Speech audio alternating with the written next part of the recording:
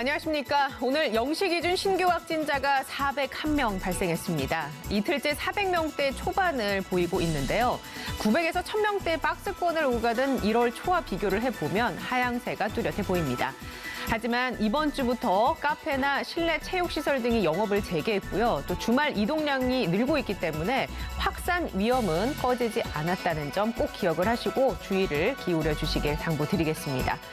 잠시 후 코로나 상황과 이슈 전문가들과 함께 심층적으로 살펴보고요. 오늘 화상 인터뷰 시간에는 미국 현지를 연결해서 화이자 백신 2차 접종을 끝낸 박재석 목사님과 함께 어떤 얘기들 한번 나눠보도록 하겠습니다. TBS 특보 코로나19 오늘도 현재까지 들어온 속보 중심으로 살펴봅니다. 먼저 서울시 상황실에 나가 있는 취재기자 연결해서 밤사이 확진자 집계 상황 그리고 주요 대응책들 꼼꼼하게 살펴보죠. 구균진 기자. 네, 수도권 코로나19 대응 상황실에 나와 있습니다. 네, 신규 확진자 수부터 살펴보죠. 네, 오늘 0시 기준 국내 코로나19 신규 확진자는 401명 발생했습니다.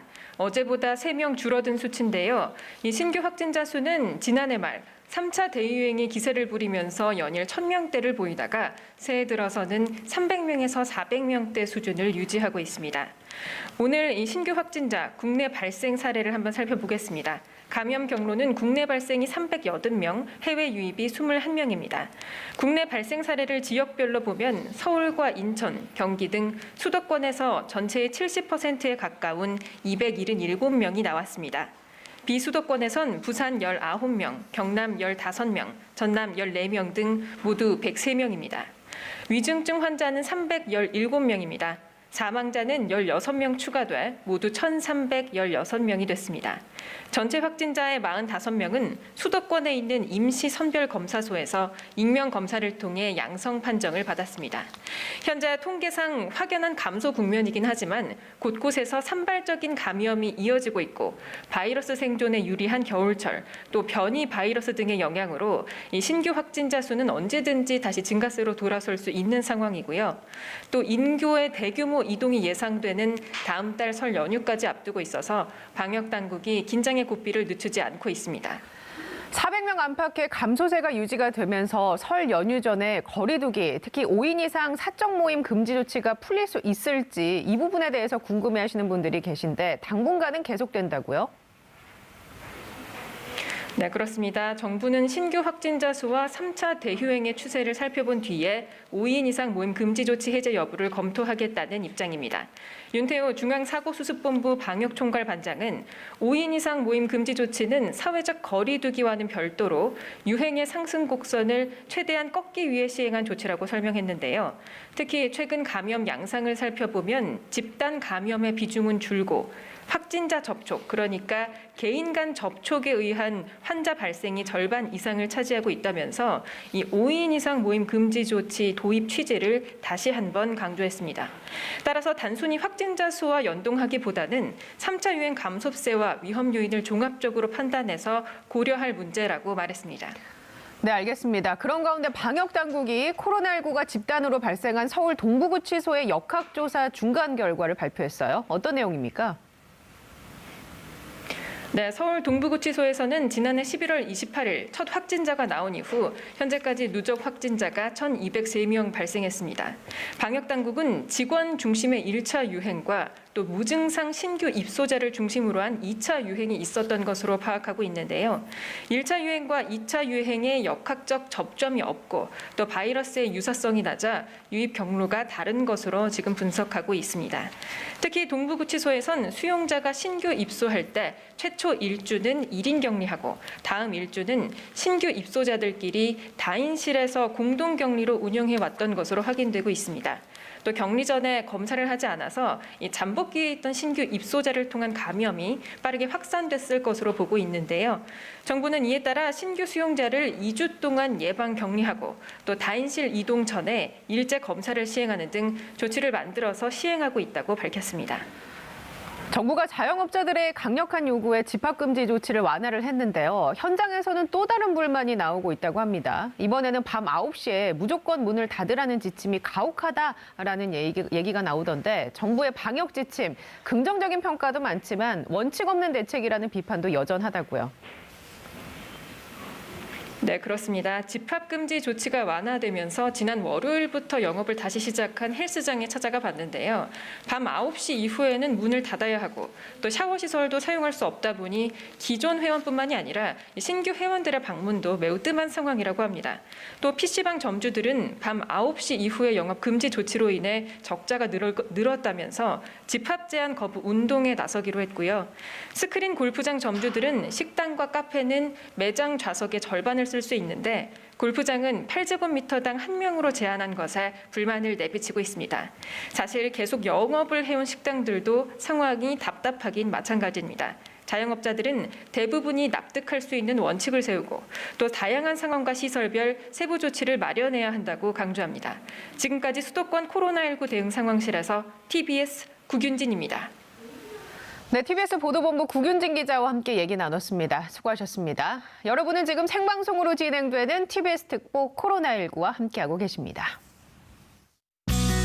공사장에선 안전모, 운전할 땐 안전벨트가 필수죠. 코로나19 시대 우리의 안전은 무엇으로 지킬까요? 항상 마스크를 착용한다고 생각해 주십시오. 마스크를 착용하는 것이 필요합니다. 마스크 착용법을 준수해 주시기 바랍니다. 마스크 착용으로 나를 지켜주세요.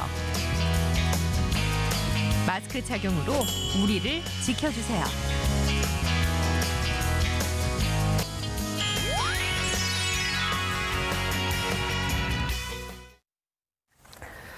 네, 계속해서 국내외 코로나19 상황과 이슈 전문가와 함께 살펴보겠습니다. 먼저 설대우 중앙대 약학대학 교수 모셨습니다. 안녕하십니까? 예, 안녕하세요. 네, 며칠 만에 뵙네요, 교수님. 예, 그렇습니다. 예, 그리고 TBS 강양구 과학전문기자와도 함께 얘기 나눠봅니다. 반갑습니다. 네, 안녕하십니까?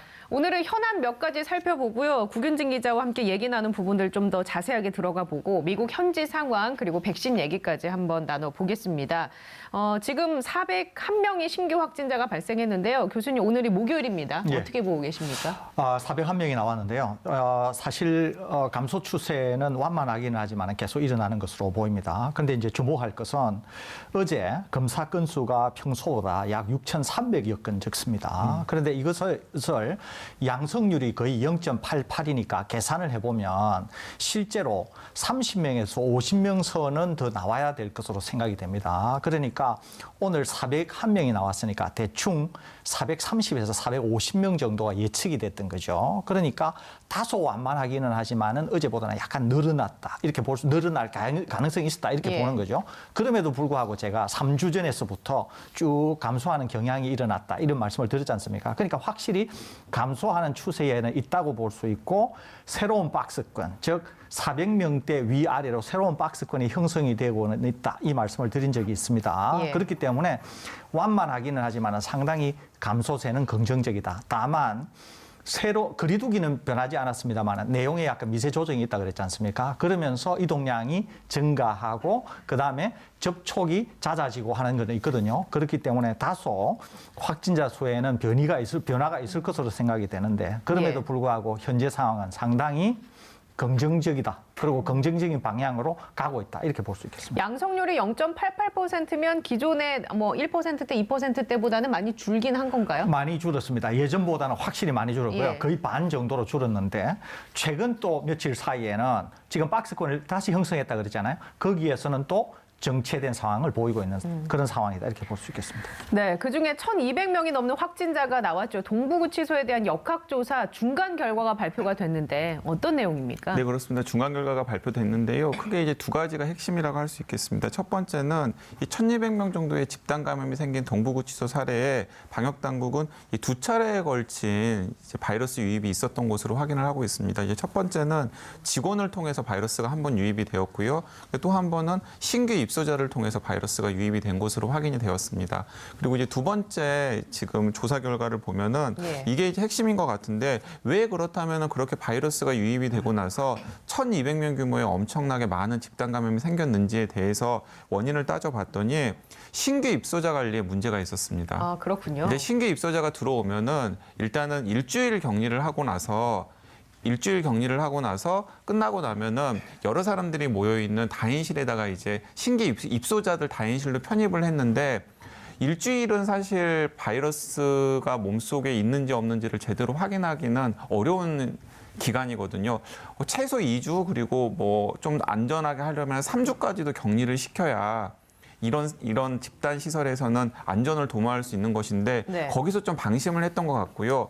돌이켜 보면 가장 어이없는 일이 무엇이냐면 그렇게 일주일 혼자 격리를 한 다음에 신규 입소자들이 모여 있는 다인실로 이동하기 전에 당연히 음성인지 양성인지 한번 검사를 하고 나서 옮겼어야 했는데 그걸 안 했던 것입니다. 그 절차가 없었군요. 네, 그 절차가 없었습니다. 그러니까 일주일 동안 몸속에서 바이러스가 배양이 된 상태에서 양성이 거의 확실시되는 신규 입소자들을 바이러스에 감염되지 않은 다른 신규 입소자들과 섞어 놓아서 예. 바이러스를 퍼뜨린 다음에 이제 동부구치소 곳곳으로 이제 옮긴 것이 1,000명이 넘는 집단 감염의 가장 결정적인 원인으로 파악이 됩니다. 근데 이재용 부회장도 격리실에 있다고 하더라고요. 네. 예. 근데 이제 이재용 부회장 같은 경우는 이제 그 원칙이 바뀌어가지고 2주 동안 격리를 한 다음에 격리하기 전에 반드시 검사를 받고 받아야 되니까 이제 검사를 받으셔야겠죠, 이제. 예, 알겠습니다.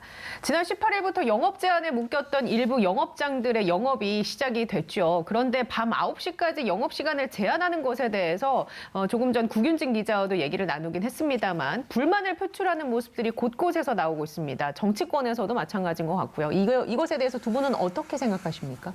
저는 이제 최근에 영업을 못한 분들이 많잖아요. 아예 이제 영업 금지가 된 분들이 많습니다. 근데 우리가 생각해 볼 것은 서면 앉고 싶고 앉으면 눕고 싶잖아요. 예. 그러니까 영업 금지가 되었을 때는 그것만 풀어달라 이렇게 된 거거든요. 일단 풀리니까 9시까지 말고 더 풀어달라는 거잖아요. 예. 근데 저는 생각해 볼 것은 뭐냐면 아직도 죄송합니다. 상황이 좋아지기는 했지만 여전히 확진자 수가 거의 400명, 500명대 나옵니다. 우리가 예전에 100명대면 깜짝깜짝 놀랄 때거든요. 근데 지금 우리가 상당히 둔감해져서 500명이 나오고 이럴 때도 1000명을 생각하면서 네. 많이 좋아졌다 이렇게 생각하는 거거든요. 근데 지금 수치도 관리를 잘못하면 언제든지 다시 폭발적인 양상이 될 수 있습니다. 그렇게 되면은 지금 영업하고 있는 것만 해도 고마워해야 될 순간이 오게 될지도 몰라요. 예. 그렇기 때문에 지금 열어주니까 9시 안 되고 더 열어달라 이러는 거잖아요. 네. 제가 보건대는 9시 이후에 영업을 하게 되면 첫째, 관리도 잘 안 되고요. 두 번째는 9시 이후에 모이는 사람들의 속성이 있습니다, 이게. 그렇게 되면 마스크를 잘 착용을 하지 않는다든지 하면서 감염 확산의 위험이 굉장히 커질 수 있는 것이거든요. 그 속성이라 하면 뭐 술자리에서 마스크를 벗을 그렇습니다. 수밖에 없고 그렇습니다. 취식을 할 수 있는 뭐 그런 걸 얘기하시는 그렇습니다. 건가요? 보통 9시 이후라고 하면 물론 업종에 따라 다르겠습니다만 보통 이제 2차라든지 3차라든지 이런 차수 변경에 따른 그런 시간대거든요, 이게. 예. 그래서 그런 거를 감안한다고 하면 요청하시고 요구하시는 거는 이해가 되는데 불과 며칠 전에만 해도 가게가 닫혔었다. 네. 그래도 지금은 열렸다. 이런 관점에서 이해를 하셔야 되지 않을까 그렇게 생각이 듭니다. 강 기자는 여기에 대해서 뭐 생각이 좀 다른 게 있으신가요? 네, 저는 좀 다른 게 있습니다. 네. 설 교수님께서 너무 가혹하게 말씀을 하셨기 때문에 이제 저는 조금 그 자영업자들 편에 서가지고 이제 몇 가지 좀 검토해 볼 만한 제안을 좀 드리고 싶은데요. 저도 취식이 허용되는 공간 같은 경우에는 9시로 영업 제한을 하는 것이 방역에 도움이 된다라고 생각합니다. 왜냐하면 방금 설 교수님께서 정확하게 지적하셨듯이 9시 이후까지 영업을 하게 되면은 예. 아무래도 방역이 느슨한 상태에서 여러 가지 일들이 생길 가능성이 크기 때문에 취식이 있는 공간, 그러니까 식당이라든가 카페 같은 곳들 네. 같은 경우는 9시까지 영업 제한을 하되 저는 그런데 대상을 좀 늘려도 괜찮을 것 같습니다. 그게 어떤 말씀이시죠? 예를 들어서 지금 유흥업소들 같은 경우에는 그 9시 이전에도 지금 영업이 완전히 제한되어 있잖아요. 근데 저는 그분들도 지금 굉장히 오랫동안 고생을 하고 있는 시민의 일원이거든요. 물론 그 업종에 대해서 편견을 가지신 분들이 있을 수도 있겠습니다만은 그래서 저는 형평성의 차원에서 유흥업소들 같은 곳에서도 방역 당국이 네. 판단을 해서 일부는 풀어줄 여지가 있다라고 생각합니다. 뭐 클럽 같은 곳은 좀 문제가 될 것으로 생각이 됩니다만은 그렇게 시간 제한은 두되 영업의 품은 좀 넓힐 필요가 있겠다는 생각이 들고요. 취식 장소 같은 경우는 그리고 예를 들어서 헬스장이나 이런 운동을 하는 곳들 같은 경우는 하루에 영업할 수 있는 시간을 정해놓은 다음에 조금 자유롭게 조정할 수 있게끔 하는 것은 어떨까 하는 생각이 듭니다.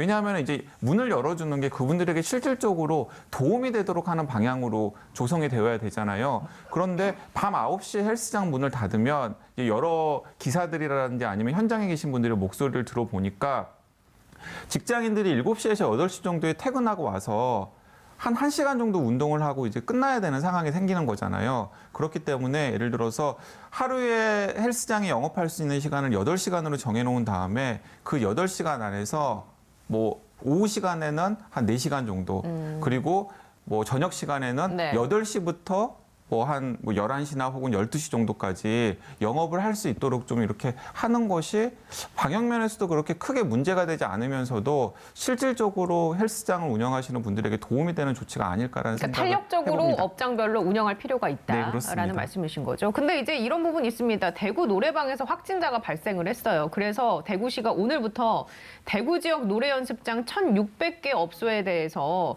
집합금지 행정명령을 내렸거든요. 그렇게 지금 강 기자님의 얘기대로라고 하면 이런 노래방이라든지 예를 들어서 뭐 유흥주점 이렇게 가능성이 또 생기지 않겠습니까? 네, 그렇습니다. 이게 이제 문제긴 합니다. 왜냐하면 사실 그런데 또 어떻게 생각해 보면 그러니까 노래방 문을 열었는데 유흥업소 문은 닫는다라는 것도 유흥업소를 경영하시는 분들 입장에서는 또 형평성이 어긋난다라고 생각할 수 있잖아요. 그렇기 때문에 위험도가 똑같다 그러면 문을 다 닫든지 아니면 위험도가 비슷하다 그러면 한쪽은 열어주고 한쪽은 열어주지 말고가 아니라 일단 열어준 다음에 어떤 문제들이 생길지를 모니터링해서 예를 들어 설 교수님께서 말씀하신 것처럼 원 스트라이크 아웃제를 업장별로 적용을 한다든지 등등의 것들이 병행이 되면은 저는 오히려 수용성 면에서는 훨씬 더 높아지지 않을까라는 생각이 들고요. 이 대구 같은 경우에는 이제 면밀하게 들여다보지는 않았습니다만 약간 좀 과한 측면도 있습니다. 예를 들어서 노래방 도우미 관련해서 코로나가 확산되었다고 해서 방역 수칙을 잘 지키고 또 노래방 도우미 같은 것들을 하지 않고 건전하게 운영을 한 노래방들도 분명히 있었을 텐데 그런데 모조리 다 그냥 문을 닫아버린 거잖아요. 이게 이런 식으로 가는 게 맞는 건지는 잘 모르겠습니다. 설 교수님은 어떻게 보세요? 저는 대구의 이 노래방 조치와 관련해서는 저는 뭐 매우 잘못됐다, 엄청나게 잘못됐다 이런 생각을 하고 있습니다. 뭐냐면 이게 이런 게 소위 말해서 군사 문화, 독재 문화거든요. 뭐냐면 이거예요. 책상 머리에 앉아서 거기 문제 있지, 다 하지 마. 이런 거거든요. 그래서는 안 된다는 거야. 그러니까 현장을 가서 왜 무슨 문제가 있는지를 찾아내고 하는 것이 방역에 도움이 되지 여차하면은 그냥 하지 말라 이렇게 해서는 안 된다는 거예요. 왜 그러느냐면 이거거든요. 제가 저번에도 말씀드렸다시피 확진자가 다녀만 갔다라고 하는 게 중요하지 않다는 거예요.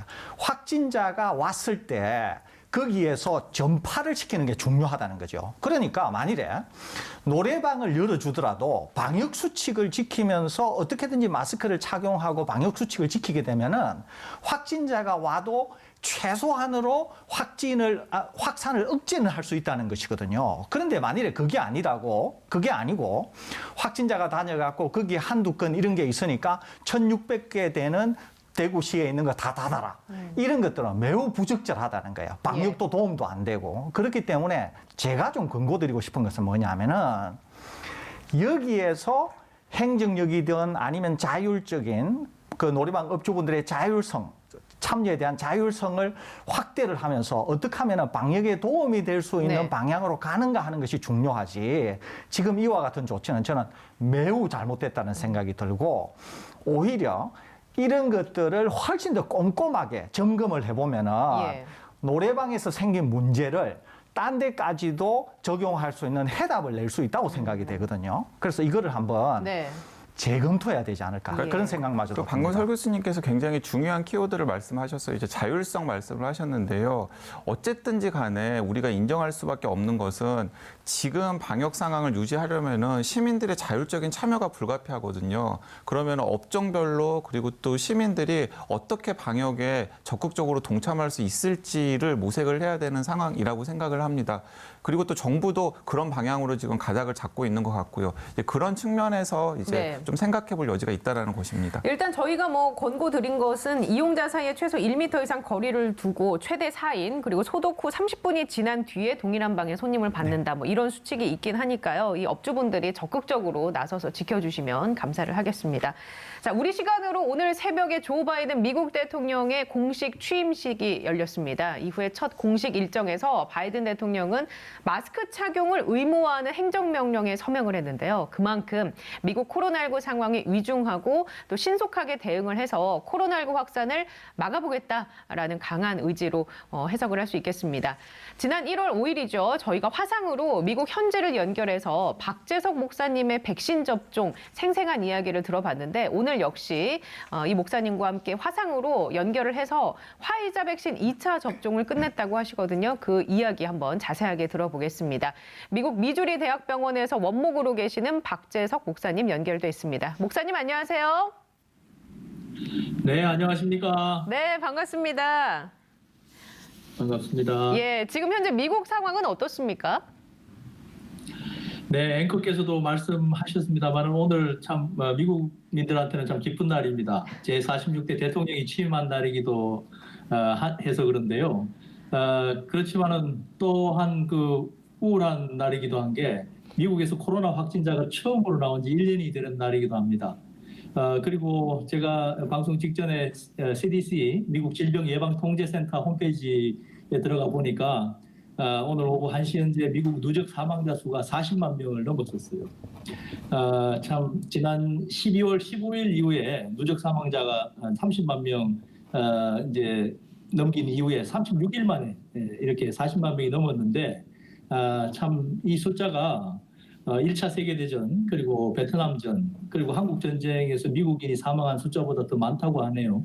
그러니까 참 지금 이 미국의 상황이 정말 전쟁 아닌 전쟁의 그 참혹한 그런 상황입니다.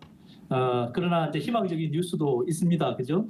지난 12월 14일 이후에 이제 코로나 백신이 미국에서 이제 접종이 시작이 됐는데 오늘 오전까지 이제 1,427만 명 코로나 백신을 맞았고요. 이 가운데 216만 명이 이제 저처럼 2차 접종을 마친 것으로 그렇게 집계가 됐습니다. 하지만은 뭐 미국 인구가 3억 3천만 명 정도 된다고 하니까요. 1인당 인구 100명당 접종률을 따져보니까 뭐 1%대에 아직 머물러 있어서 아직 갈 길이 멀다 그렇게 보입니다. 하지만 그 앵커께서 아까 말씀하신 것처럼 조 바이든 대통령이 오늘 그 연방 공무원들 마스크 착용하도록 의무화하는데 행정명령을 내리고 정말 이전 정부와는 사뭇 다른 그런 적극적인 모습을 보이고 있어서 희망을 한번 가져봅니다. 네, 36일 만에 10만 명이 넘어섰고 사망자가 그리고 전체 미국 인구의 현재 1%밖에 접종이 되지 않았군요. 그런 가운데 이제 목사님께서는 미국 현지 시간으로 1월 6일에 2차 접종을 하셨잖아요. 2차 접종 후에 제가 듣기로는 자녀분들이 열 체크도 하고 맥박도 수시로 재고 그런 일을 했다던데 2차 접종 상황과 그 이후에 어땠는지 한번 여쭤볼게요. 네, 오늘로 이제 꼭 2주가 지났습니다. 그날로 다시 한번 돌아가 보면 그날 오전에 이제 2차 접종 앞두고 그 포르투갈에서 40대 그 건강한 의료인이 그 갑자기 백신을 이것도 화이자 백신을 맞고 숨졌다는 소식이 전해졌어요. 그리고 접종날 당일에는 그 노르웨이에서 이제 요양원에서 이제 사람들이 노인분들이 이제 접종을 마치시고 사람들이 죽었다 이런 소식이 전해져서 굉장히 마음이 좀 힘들었습니다. 이거 미뤄야 되는 거 아닌가. 그리고 또 병원에서 이제 2차 접종 때 백신의 그 백신의 그 반응이 좀 셀 거다. 그래서 백신 맞고 나면은 2차 접종 후에는 좀 더 많이 아플 거다. 그런 얘기도 있었는데 뭐 아니나 다를까 그 다음 날 아침에 1차 때와는 달리 이 왼쪽 팔을 제가 왼쪽에 접종을 했는데 왼쪽 팔을 올릴 때 통증이 좀 느껴졌어요. 그래서 2차 때 조금 강하긴 하구나. 그렇지만 이제 그게 이제 좋은 이제 신호다 그렇게 생각을 했죠. 항체가 생기는 거다 그렇게 생각을 했고 다행히 이제 24시간 이후에 1차 때처럼 통증이 뭐 없어졌고요. 그리고 정말 다행인 것은 뭐 아나필락시스라고 하는 그런 급성 알레르기 반응이 저에게는 없었습니다. 그리고 이제 1차 때와 마찬가지로 CDC에서 미국 질병예방통제센터에서 제공하는 스마트 앱에서 매일매일 이제 그 2차 접종과 관련된 안전사항을 체크받았습니다. 그렇군요. 그 얘기 조금 전에 해주셨지만 사실 정확히 백신과의 연관성은 아직 밝혀지진 않았어요. 하지만 얘기해 주신 것처럼 화이자 백신을 맞고 사망한 사례가 있었고 캘리포니아에서는 또 모더나 백신의 긴급 접종 중단이 내려졌고요. 현재 백신에 대해서 미국 여론은 어떤가요? 참 제가 그 미국 여론에 대해서 말씀드리기가 조심스럽긴 합니다만 제 경험하고 제 주변에 이제 말씀을 좀 드리면 아무래도 전체적으로는 백신 맞는데 그렇게 두려움을 가지고 있는 그런 분위기는 아닌 것 같아요. 주변에 계시는 한인들도 이렇게 주변에 보면은 이제 많이 좀 의료인들 중에서도 한인분들도 많이 맞으시는 것 같고, 그리고 뭐 저희 동료들은 이미 뭐 다 2차 접종 이제 마쳤고요. 그래서 그리고 또 뭐 그런 여론을 반영한 것인지 모르겠지만 이제 이번 달 초에 나온 그 1월 달에 미국 갤럽 여론조사에서도 지난달보다 한 3% 많은 그 숫자인데 65%의 미국민이 이제 이 백신 접종 내가 이제 하겠다라는 이런 이제 여론이 지금 나오고 있는데, 다만 이제 이 소위 말하는 아까 말씀드렸던 그런 이제 백신을 맞고 이제 돌아가신 분들에 대한 어떤 조사 이런 결과들이 아직 나오지 않은 상태고, 또 그런 것들에 대한 여론이 아직 반영되지 않은 상황이어서 앞으로 좀 더 면밀하게 지켜봐야 될 부분이 있는 것 같습니다. 예, 일단은 전반적으로 백신을 전체적으로 거부하거나 이런 거는 아닌 거군요. 네. 예. 자, 그런가 하면 일부에서는 플로리다로 백신을 맞으러 가는 사람들이 늘고 있어서 백신 투어 이런 얘기가 나온다고 하던데 이거는 무슨 얘기입니까? 네, 이곳 플로리다는 이제 겨울이 없는 곳이죠. 그래서 평소에도 거기에 이제 뭐 은퇴하신 분들이 집을 사두고 이제 겨울에 거기 가서 이제 몇 달씩 보내고 오는 이런 분들이 이제 많이 계세요. 아마 이제 그런 분들 대상으로 집을 이제 플로리다에 사서 이제 계시는 분들 중에서 대부분 이제 65세 형편이 좀 좋으신 분들이 많으니까 아마 그 주정부에서 그런 분들한테도 이제 백신을 맞게 하겠다. 65세 이상이니까 그런 이제 정책을 이야기한 것 같은데 문제는 이제 그러다 보니까 1주, 2주 이렇게 단기로 이제 소위 말하는 이제 여행으로 가서 그 줄 서서 주사를 맞을 때 그 어떻게 이제 구분해 내겠느냐 뭐 이런 이야기들이 이제 언론에 지금 많이 나와서 조금 이슈거리가 되고 있는 것 같습니다. 예, 알겠습니다.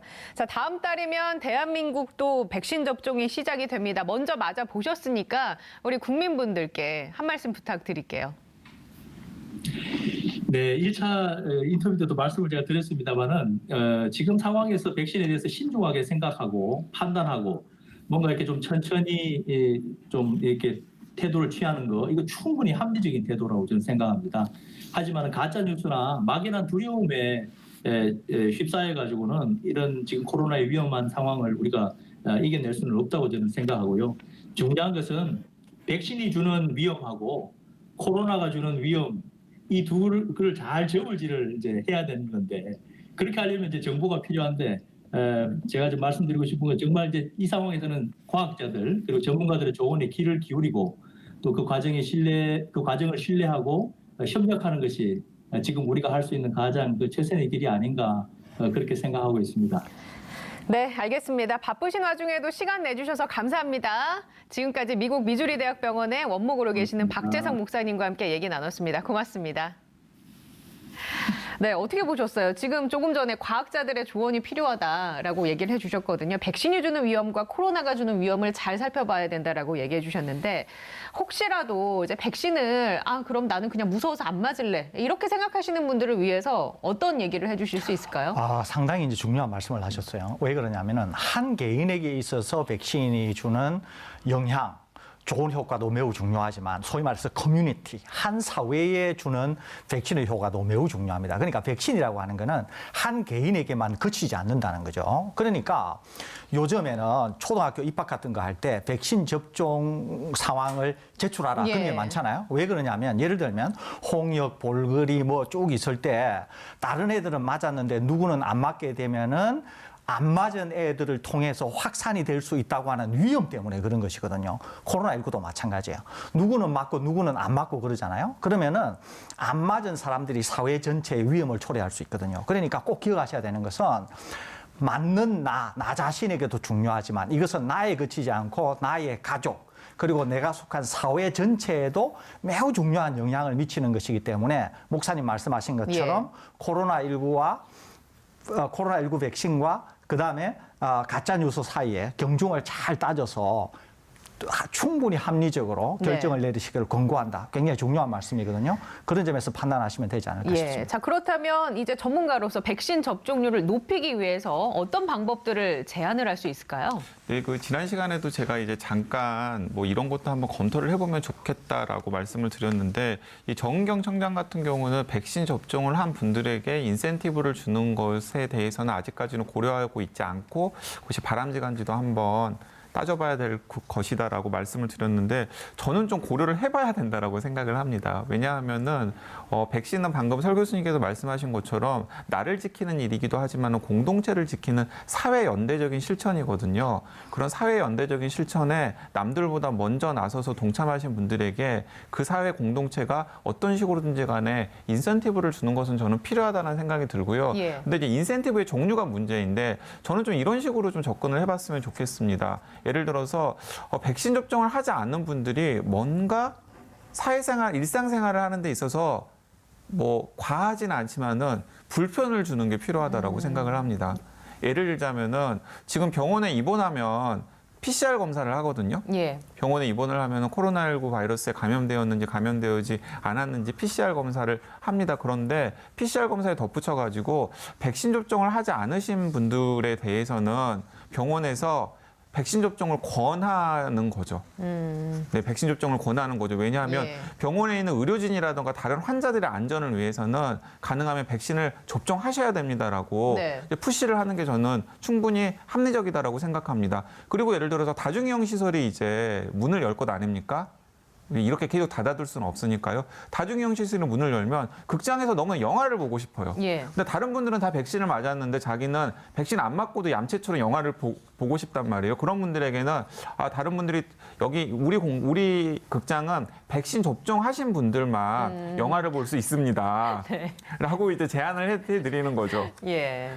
저는 이제 그런 것들이 좀 이렇게 통용되면은 대한민국에서 정상적으로 생활하기 위해서는 백신을 접종해야 되는구나. 맞아야 되는구나라는 문화나 혹은 압력, 사회적인 압력을 저는 하는 데 도움이 된다고 생각합니다. 설 교수님은 어떻게 생각하시나요? 백신 접종률을 높이기 위해서. 그 전에 우리가 짚어봐야 될 게 있는데요. 뭐냐면 이거예요.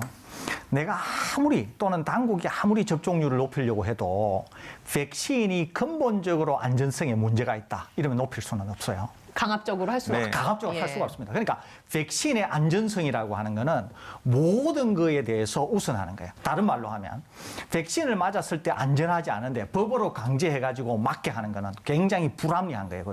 그러니까 백신의 안전성만큼은 국가가 책임을 져야 되는 거예요. 어떤 경우에도.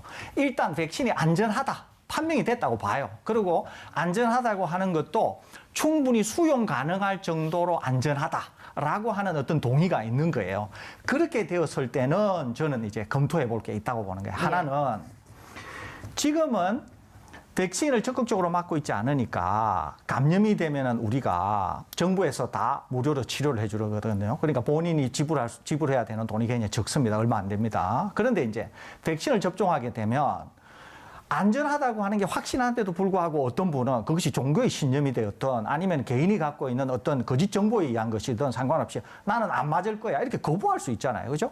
좋다 이거예요. 거부할 수 있는 권리가 자기한테 있어요. 그런데 이렇게 거부해서 안 맞을 경우에는 만일에 감염이 되었을 경우에는 치료비를 자가 부담하게 해야 된다는 거예요. 왜냐하면 백신이 안전한데도 본인의 결정에 의해서 거부를 했고 감염이 되었기 때문에 자가 부담을 하면 좋겠다. 대신 백신을 접종을 했는데도 감염이 될 수가 있어요. 1회 때 접종을 했는데 감염이 될 수도 있고 심지어는 2회를 다 맞았는데도 감염이 될 수 있거든요. 이렇게 백신 접종을 했었는데도 감염이 된 경우에는 지금 현행처럼 정부가 전액 치료비를 부담을 해야 된다는 거죠. 그거 하나 하고 그다음에 세 번째는 우리 강 기자님 말씀하신 것처럼 무언가 일상생활에서 소소하기는 하지만은 백신 접종을 하지 않았을 때 약간의 불편함 같은 게 있으면 좋겠다는 생각이에요. 그러니까 이제 향후에는 지금 우리가 예. 어디 출입할 때 QR코드를 찍는 것처럼 백신 접종이 되면 아마 백신 접종을 한 QR코드가 나올 것으로 생각이 되거든요. 네. 그러면은 백신을 접종하신 분들은 그걸 찍으면은 쉽게 출입이 가능한데 본인은 백신 접종을 하지 않았기 때문에 예를 들면은 뭐 항공기를 탈 때 있어서의 탑승에 또는 어디를 출입하는 데 있어서의 어떤 제한 이런 것들이 그 상황에 맞도록 된다고 하면 백신 접종률을 높이지 않을까 이런 생각이 드는데 아까 말씀드린 것처럼 대전제는 안전해야 된다.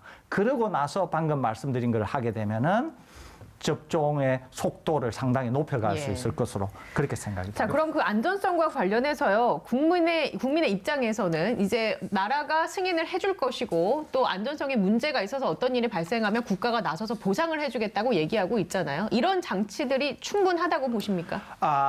충분한데요. 제가 그보다는 좀 더 말씀드리고 하는 게 있어요. 뭐냐면 이거예요. 얼마 전에 대통령께서 담화를 대국민 신년 기자회견을 하셨지 않습니까? 그때 대통령께서 굉장히 강조하신 점이 있어요. 그게 뭐냐면은 백신의 안전성을 정부가 담보하겠다. 그리고 우리가 최대한 꼼꼼하게 확인을 해서 백신의 안전성에 문제가 없도록 하겠다. 대통령이 재차 3차 말씀을 하셨거든요. 그러니까 백신이 정말 안전할 수 있도록 정부가 모든 노력을 다 기울여야 된다는 게 첫째는. 두 번째는 그렇게 된 백신이 전문가들뿐만 아니라 지금 세계 곳곳에서 막 접종이 일어나는데 상당한 수준으로 안전하다. 이렇게 될 경우에는 백신은 안전하다. 이렇게 판단할 수 있어요. 그렇게 될 경우에는 법에 보장이 되어 있는 사고가 생겼을 때, 부작용이 생겼을 때 보장을 해주는 방법이 있습니다. 그러니까 그것만으로 저는 충분하다고 봐요. 예. 거기에 더해서 정부가 덜 하거나 인센티브를 줄 필요까지는 저는 없다고 생각이 됩니다. 그래서 그런 정도면 충분할 것 같은데 다만 제가 말씀드린 것처럼 백신이 안전해야 된다고 하는 것은 너무도 중요하기 때문에 이것만큼은 정부 당국이 확실히 책임을 져 주십사 이런 말씀을 드립니다. 알겠습니다. 그럼 본인이 먼저 맞겠다라고도 얘기를 하시지 않았습니까? 문재인 대통령이? 네, 그렇습니다. 예. 안전성과 관련해서 시민들이 의구심을 가지게 되면 예. 본인이 가장 먼저 백신을 접종하겠다라는 말씀도 하셨습니다. 근데 그런 정보들이 또 투명하게 공개가 되고 소통을 하다 보면 이제 국민들도 신뢰가 쌓이고 백신에 대한 믿음이 더 커지겠죠. 네, 근데 저는 많이 접종하실 것 같아요. 여태까지도 잘 네, 해주셨으니까. 우리나라 시민들은 굉장히 그런 예. 부분에 대해서는 다른 나라들과 다르게 수용성이 굉장히 높기 때문에 그리고 또 전문가들의 말에 대해서 신뢰를 하시기 때문에 네. 저는 굉장히 많이들 접종하시리라고 생각합니다. 알겠습니다. 자, 그러면 시간이 많지 않아서 이 질문 하나 짧게 드려보죠. 아이들이 이제 지금 개학을 하는 학교도 있고 네. 슬슬 그러는 것 같은데 정은경 청장이 논문을 하나 발표를 했습니다. 학교 내 코로나 감염은 많지가 않았다. 오히려 등교 중지로 인한 피해가 더 크다라는 내용의 논문인데요. 두 분은 어떻게 보시나요? 이 등교 수업이 이제 앞으로 좀 가능할까요? 저는 가능하다고 봅니다. 예. 그런데 이제 정은경 총장이 굉장히 좋은 논문이라고 보는데요. 주의할 점은 하나 있어요. 그거는 뭐냐면 우리가 기본적으로 바이러스 통제를 잘했다는 거예요. 바이러스 통제를 잘했기 때문에 학교로 전파 확산되는 것도 막을 수 있었고 학교는 훨씬 통제가 잘 돼서 더 안전했다 이렇게 보는 거죠. 그런데 만일에 우리 국민들이 받아들이지 못하면서 사회에 훨씬 많은 확진자가 있었으면 학교도 안전하지 않았을 거예요. 네. 예. 말씀하십시오. 그렇기 때문에 그런 것과 맞물려서 생각해야지 사회가 통제가 안 되는데 단지 학교만 안전하다 학교만이라고 이런 해서. 얘기는 아니거든요. 예. 그렇기 때문에 이것을 그런 맥락에서 이해하셔야 되지 않을까 그 생각합니다. 방금 설 교수님께서 정확하게 지적을 하셨는데요. 사실은 이 논문을 해석할 때 좀 주의가 필요합니다. 이 논문은 언제를 관찰한 거냐면 작년 5월부터 7월까지. 그러니까 우리나라 코로나19 유행 상황이 1년 중에서 가장 비교적 나았던 시점. 뭐 5월 달에 약간 집단 감염이 있긴 했었습니다만 지금과 비교할 수 없을 정도로 나았던 시점에 학교를 들여다본 거거든요. 근데 이제 이 논문을 놓고서 이제 여기저기 이제 토론을 하는 모습들을 제가 많이 살펴봤는데 지금 겨울 유행 국면에서는 예. 학교에서도 감염자들이 많이 생겼고 또 학생들을 통한 이 가족 내 바이러스 전파 사례도 5월, 7월과는 비교할 수 없을 정도로 많았거든요. 그러니까 방금 설 교수님께서 지적하신 것처럼 어느 정도 바이러스 밀도가 억제가 되고 사회가 방역을 잘 한다라는 전제 하에서 학교가 상대적으로 안전한 것이지 다 엉망진창인데 학교 문을 열어둘 수는 없다라는 것 좀 예. 주의를 기울이셔야 될 것 같습니다. 지금처럼 이제 국민들이 방역 수칙 잘 지키시고 또 학교에서도 그 나름의 프로세스대로 잘 하시다 보면은 아이들이 이제 조만간 학교에 가지 않을까 싶습니다. 자, 지금까지 서울대우 중앙대 약학대학 교수 강양구 과학전문기자와 얘기 나눴습니다. 저도 여기서 인사드리겠습니다. 건강한 하루 보내시기 바랍니다. 고맙습니다.